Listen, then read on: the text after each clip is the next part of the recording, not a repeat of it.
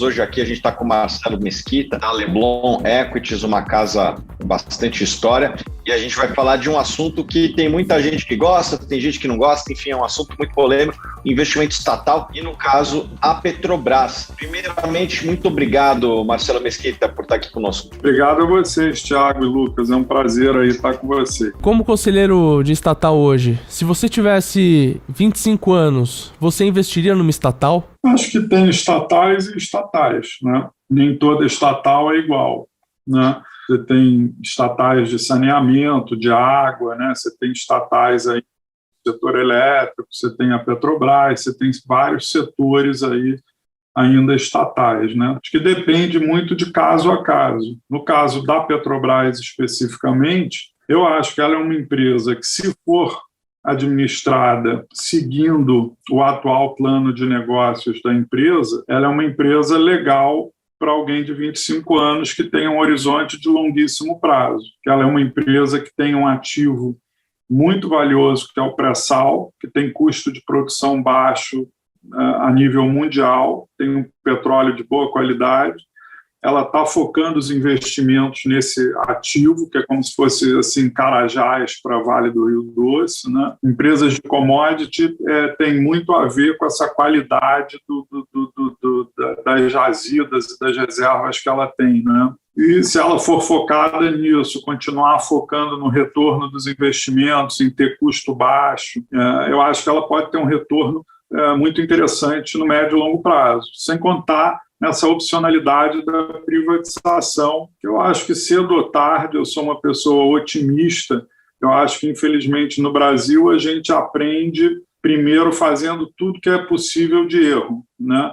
Mas um dia, depois de errar todas as possibilidades, a gente acaba um dia fazendo a coisa certa. E foi assim na Telebrás, né? Foi assim na Vale do Rio Doce, foi assim na Embraer, foi assim na siderurgia. Aos poucos o país está vendendo as suas estatais, a passo de cágado, mas está vendendo. E eu acho que cedo ou tarde a gente vai ter governos mais liberais que realmente acreditam na grande criação de riqueza que as privatizações proporcionam, e eu não tenho dúvida de que algum dia a Petrobras vai ser privatizada. E nesse dia o potencial para os investidores vai ser muito grande, que ela vai se livrar dessas amarras que hoje dificultam muito a gestão da empresa, né? Não só do ponto de vista de custo, mas de agilidade mesmo. Uma pessoa que pensa no longo prazo, ao atual preço da ação, eu acho Petrobras um caso interessante.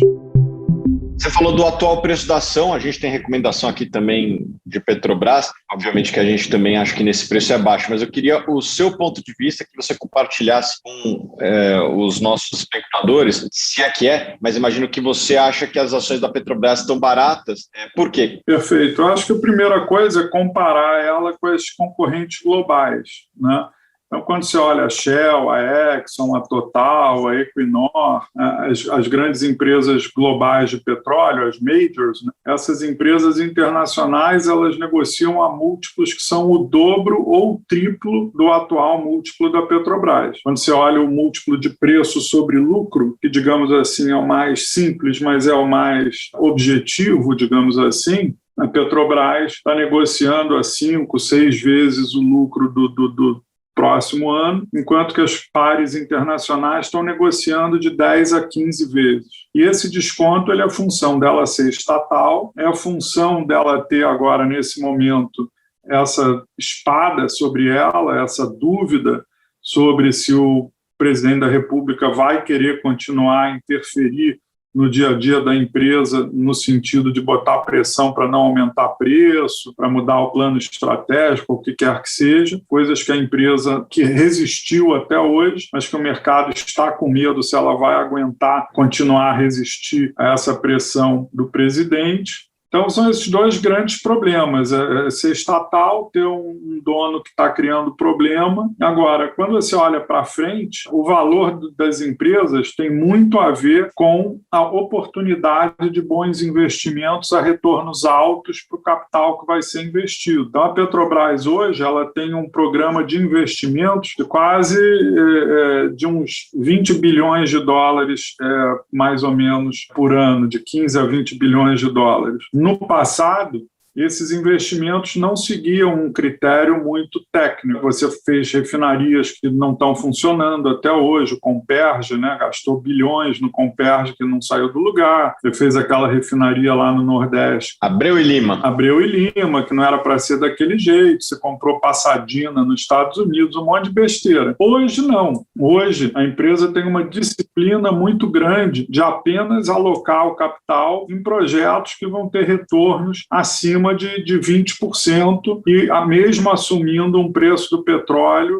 relativamente baixo, de $35 o barril. Quer dizer, é um projeto resiliente. Quer dizer, mesmo que o petróleo caia de preço, ainda assim a empresa vai ter um bom retorno, uma boa taxa de retorno. Então, quando você olha uma empresa que está valendo pouco e que vai investir muito e vai investir a um retorno alto, isso significa que o investidor daqui a 3, 5, 10 anos, tudo mais constante, a pessoa vai ter múltiplos muito baixos e um dividendo bastante significativo. Agora, isso daí depende da continuidade dessa disciplina e dessa visão do presidente da empresa e do conselho de administração e da diretoria de manter essa disciplina, né? de fazer estudos com preço de petróleo baixo, para não comprar campo que parece bom, mas só se o petróleo tiver a $100, coisas assim, que depois não se sustentam, né?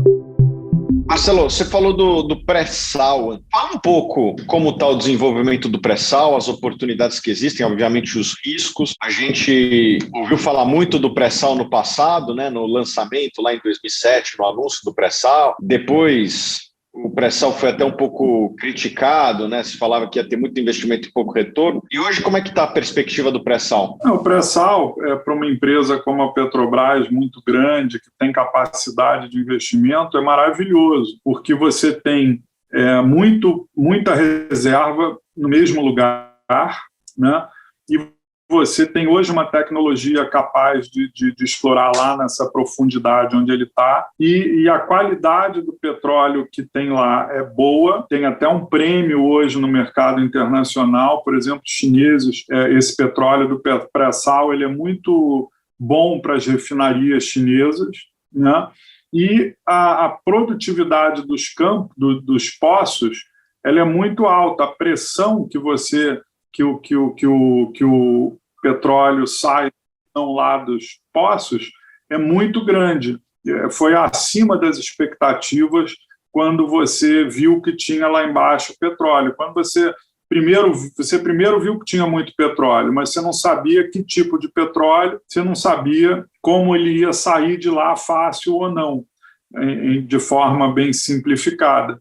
E ele sai muito fácil. Então você tem alguns poços que produzem 60 mil barris dia. É uma produtividade enorme, são os poços mais produtivos do mundo. Então, quando você consegue ter muito petróleo saindo num poço, quer dizer, é lógico que essa pressão gera problemas, quer dizer, a plataforma que está em cima, às vezes ela tem que ser preparada para não trepidar, você tem que ter tubos super especiais, não é tudo fácil, mas isso gera um custo muito baixo, que em vez de você ter que fazer 5, 10 poços para tirar petróleo, você faz um. Em vez de você ter que ter vários barcos lá em cima, FPSOs, para poder tratar e receber esse petróleo, você pode ter um. Então, a produtividade, o custo é baixo, a produtividade é alta. A Petrobras, hoje, ela é a empresa de petróleo do mundo que opera 50 FPSOs, que são essas floating platforms, né? Que são fábricas flutuantes e que recebem esse petróleo que sai lá do chão. A segunda maior do mundo, que é a Total, opera 15. Só para você ter uma noção do tamanho da Petrobras hoje em termos mundiais como operadora dessas plataformas. E são plataformas que custam aí $1,5 bilhão, 2 bilhões de dólares cada uma, né? A Petrobras hoje opera 50. Então, quando você olha o valor de mercado da Petrobras hoje e olha o tipo de ativo que ela tem, esse know-how que ela tem de operar esses ativos e tal, você vê que é uma empresa que poderia estar valendo bem mais no mercado. se não fossem essas percepções e esses riscos que estão pairando aí sobre ela. Isso é uma pena. Mas você tinha uma política de preço que eu acho que foi, inclusive, muito pior do que o último, né, que eu vou citar aqui, que é a corrupção. Mas você tem uma política de preço inadequada, teve um capex inadequado, e que esse capex inadequado muitas vezes anda de mão dada com o terceiro, que é o que eu acho que mais incomoda a sociedade civil, que é a corrupção. Na hora que a gente bota esses três itens aqui na mesa, na minha percepção, o pior em termos de danos monetários foi o primeiro, foi o da política de combustíveis, os subsídios. Eu queria primeiro saber a sua opinião. Óbvio, aqui ninguém está fazendo a defesa da corrupção. Quem cometeu corrupção tem que pagar com a justiça, e a justiça está aí para isso. A gente espera que a justiça faça isso. Você concorda com essa minha visão que o combustível foi o que mais danificou as finanças da empresa? Sem dúvida, né? Esse custo de oportunidade dela foi enorme. Mas, por exemplo, na questão da corrupção, a Petrobras já recebeu de volta dos bandidos que a assaltaram mais de 4 bilhões, né? Ela já recebeu cheques da vara de Sérgio Moro, mais de 4 bilhões. Então, a corrupção foi bem custosa também. E a questão do capex mal feito também foi muito custosa. Abreu e Lima foi quanto? Uns 10 bilhões? As provisões que foram feitas para impairment de ativos da empresa foram mais de 100 bilhões. É quase do tamanho do problema do congelamento dos preços. 2016 até hoje, todas as provisões feitas é uma loucura, é um número cavalar, é uma coisa absurda de ativos que no fundo não valiam nada, ou foram mal feitos, ou feitos assumindo um preço de petróleo na lua. Realmente uma pena para um país pobre como o Brasil, que podia ter usado esse dinheiro todo para fazer escola, hospital, e usou para rasgar dinheiro em obras que ficaram paralisadas, que não geraram retorno, coisas que não valem nada. Quer dizer, é uma pena, né? Mas aí o que foi feito? Você mudou a governança. Então, por exemplo, hoje na questão da roubalheira, foi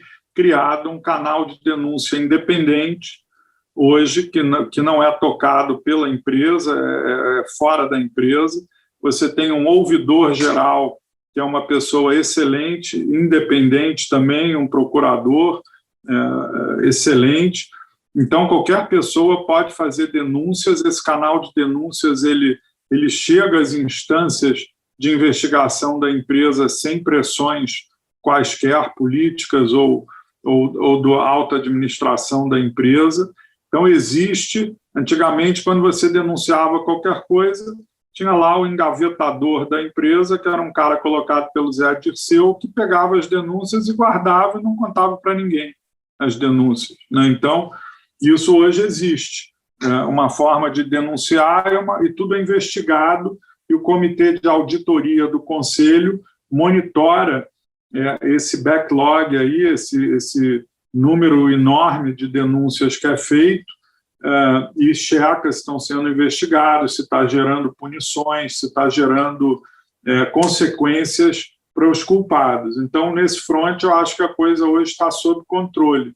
A quantidade de denúncias de alto risco, de alta periculosidade, de alto impacto hoje, ela é muito menor do que ela era há 3, 4, 5 anos atrás. Isso está diminuindo, quer dizer, essa cultura de compliance hoje é muito maior. Na questão dos investimentos, o que aconteceu também é que se criou comitês técnicos estatutários.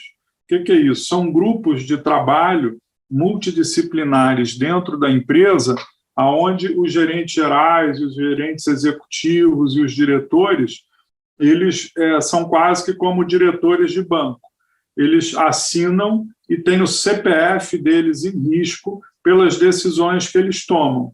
Então, para você fazer um investimento de $1 bilhão hoje na Petrobras, você tem 5 a 10 pessoas lá que vão participar dessa decisão, gente de compliance, gente do jurídico, gente da área de negócio, gente da área de compra, gente de várias áreas, da área financeira, da área de risco, que vão analisar vão olhar os números, tem que ser produzido um material que é checado pelo TCU, que é checado pelo Conselho de Administração, pelo Conselho Fiscal, por um monte de gente. Então, as decisões não são mais da cabeça de um maluco, né? Quando você comprou Passadina lá, não tinha nenhum papel dentro da empresa explicando por que se comprou, qual era o valuation, nenhum Excel, um DCFzinho vagabundo, nada, para explicar por que se pagava e por que se comprou ativos e coisas que foram compradas. Então, isso acabou. Hoje, quer dizer, você pode até tomar uma decisão errada de investimento. Isso é normal no mundo dos negócios. Ninguém tem certeza do futuro, né? Da demanda, do preço dos produtos, do custo e tal, mas você tem hoje um rastro de documentação que comprova a lógica e a boa intenção das decisões que são tomadas. Então, acho que o risco que as pessoas tomam hoje ao aprovar os investimentos é enorme. Então, essas decisões são mais bem tomadas. Então, eu acho que hoje o investimento feito pela empresa ele é um investimento de boa qualidade, de alto retorno, e isso vai se refletir no futuro na lucratividade da empresa, né? Além dessa questão da corrupção, que também está agora sob controle e monitorada, e a questão do preço do combustível, a gente colocou no estatuto da empresa, quer dizer, que é a lei da empresa, há 5 anos atrás, essa necessidade clara de que qualquer conflito de interesse com o controlador, que é a União tem que ressarcir a Petrobras por qualquer serviço que ela peça à Petrobras. Então, se a União quer dar subsídio para alguém, ela pode dar, mas ela tem que botar esse valor no orçamento, ela tem que ressarcir a Petrobras. E a gente viu que esse mecanismo funcionou. No governo Temer, quando o Pedro Parente caiu, porque teve a greve de caminhoneiros e teve aquela confusão toda também, a solução foi o governo deu lá o subsídio para os caminhoneiros e a Petrobras foi ressarcida. A ANP checou lá todas as notas fiscais de todo mundo que apresentou e tal, o Comitê de Auditoria olhou, monitorou isso tudo. Então, funcionou. Já foi testado que o estatuto funcionou. E por que ele funcionou? Porque pessoas sérias na gestão da empresa e no conselho de administração da empresa não vão arriscar os seus CPFs para fazer uma aventura dessa que é ilegal, que é um crime, que é uma coisa contra a lei da empresa, que é o Estatuto Social, né? E contra o que o CAD determina, o que a CVM determina, o que a ANP determina, o que o Departamento de Justiça acordou com a empresa. A Petrobras é uma empresa com acionistas, né, minoritários. É muito diferente a atitude do governo, por exemplo, numa Caixa Econômica Federal, onde o governo tem 100% do negócio, de uma coisa como a Petrobras, onde hoje o governo só tem 36% do negócio. O governo tem 51% das ações ordinárias, mas do capital total da Petrobras, o governo hoje tem 36%. Então, o governo é minoritário hoje no capital da Petrobras. Então, quando o governo pede para o mercado financiar os investimentos, o crescimento e o negócio da empresa, ele tem que respeitar que essas pessoas estão botando, é um pacto, onde essas pessoas estão botando dinheiro ali para ter retorno, né? Não estão ali para ser enganadas pelo governo. Então, eu acho que isso, a sociedade já percebeu isso. Ao longo dos últimos anos, a Petrobras vendeu uma série de ativos, foram mais de dezenas de bilhões de reais que ela vendeu. Gasoduto, o que mais vendeu? Vendeu um monte de coisa, vendeu a BR Distribuidora, né, ou pelo menos uma boa parte das ações que ela detinha da BR Distribuidora. Acho que essas foram as principais transações, deve ter tido outras por aí. Você acha que esse é o caminho da Petrobras? Porque eu imagino que é um bicho muito grande, né? Não, é difícil você pensar numa privatização da Petrobras, porque é difícil imaginar que alguém vá lá e compre tudo.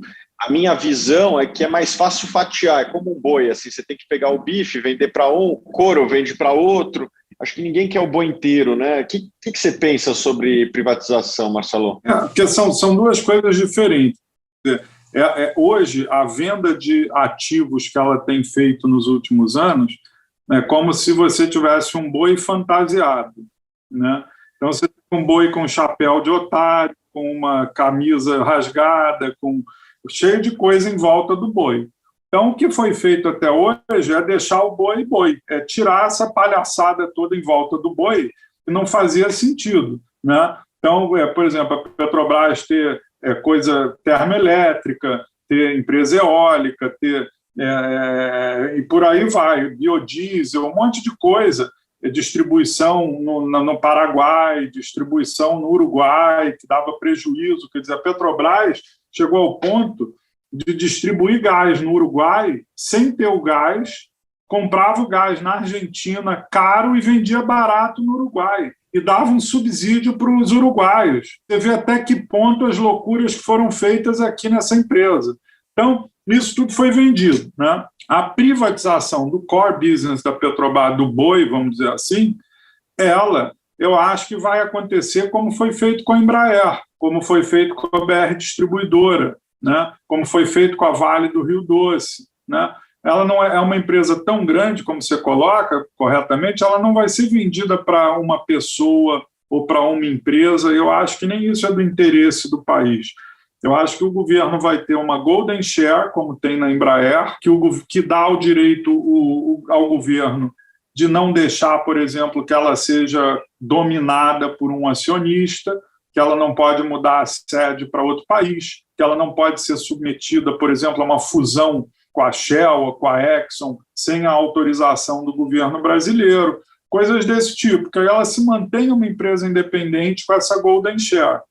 Mas você pulveriza o capital no mercado, tem um conselho de pessoas de alto nível, escolhidas pelos investidores no mercado, como acontece hoje com a BR Foods, como acontece hoje com a BR Distribuidora, com a Embraer e tudo mais. E aí a empresa, com a Vale, ela fica livre da lei das estatais, ela fica livre dessas questões sindicais absurdas, ela fica livre dessas pressões políticas de tempos em tempos, de políticos querendo lotear a empresa com os seus amigos, os seus comparsas, né? E ela passa a ter custo baixo e agilidade para competir no mercado e mais foco na lucratividade. Então é bom para todo mundo. Queria aqui agradecer a presença de todos, a presença do Lucas, a presença do Marcelo. Com certeza um tema aí que interessa não só aos investidores brasileiros, mas a todos os brasileiros, porque a Petrobras é uma das empresas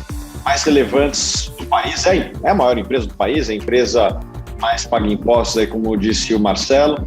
É uma empresa relevante em valor de mercado, tem muitos acionistas, então, e obviamente impacta também no preço dos combustíveis, que impacta a vida de todos. Então foi uma aula aí a respeito de Petrobras. Eu gosto do case de Petrobras, sobretudo nesse preço. Eu acho que a geração de caixa que ela vai ter ao longo dos próximos anos é muito positiva.